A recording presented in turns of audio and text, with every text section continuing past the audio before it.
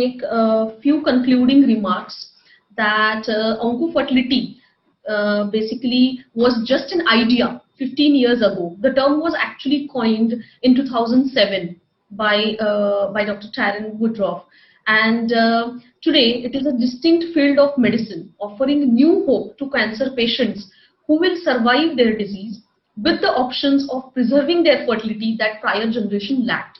As Dr. Maya was telling, that there are so many patients who they had not got any insights about or any counseling or any options during their therapies.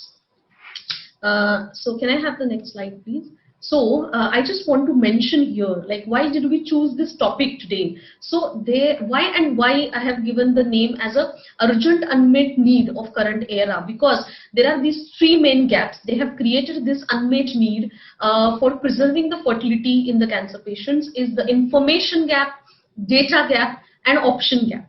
That means information which is to be given to the patient at the first hand when the patient is at the diagnosis of the cancer. That even Dr. Seema mentioned that at the time of the diagnosis, this has to be given to the patient, whichever is the cancer. So that is one, the information gap. Secondly, the data gap. Whatever we have to maintain the records of the option given to the patient at different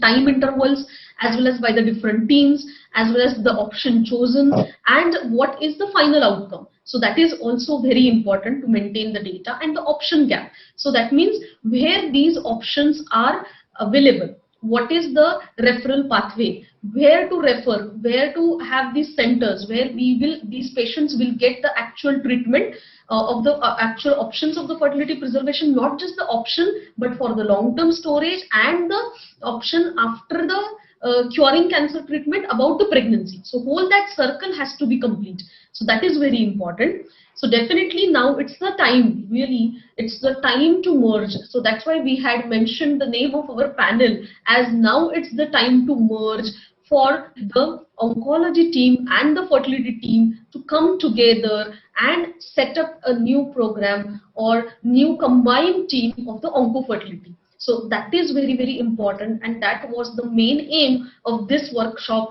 to create awareness, one, and to have the combined team and to develop such a multidisciplinary center where all these teams will be working together, providing this option for these patients. Can I have the next slide, please? So again, I want to stress upon this model of care, which ideally we have to develop, where we are like as an oncologist, oncosurgeon, you are there as a primary clinical care team, then a fertility specialist, then andrologist, and also the embryologist, as well as the counselors we are looking after for this fertility counselings, and then assessing these patients and providing the options, appropriate options, and preserving their fertility, and again referring back to oncology team for completion of the treatment, and after cure definitely by fitness and other things, and again counseling the patient about the implications of the pregnancy and whether really they are into the pregnancy now, they are mentally prepared, they are wanting it, and then accordingly move on to the pregnancy, and ultimately try to help them to achieve their dream of parenthood and improve their quality of life. So which is very important to have this patient-centric approach and complete this combined team effort. So that is the important thing. We are looking forward to formulate these kind of the team efforts. And just I want to mention lastly, so what key features as a team we need to stress upon is there should not be a delay in the appointments.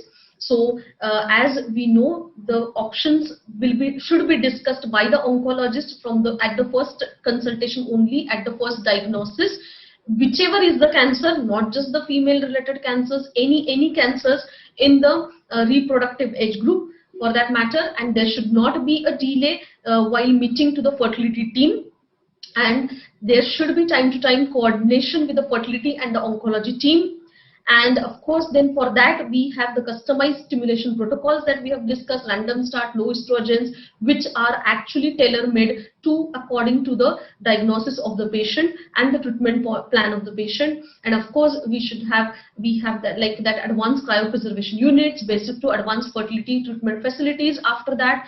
And so there is a need for availability of the dedicated super specialty team 24/7 with a proper multidisciplinary setup, and also availability of the genetic counseling. So these are basically the key features of such a unit, and we are looking forward together to formulate such a kind of the oncofertility program, which will be very, very unique, because it's just a start. People are coming up, so actually we have to come together and formulate these kind of programs for our patients. So thank you so much.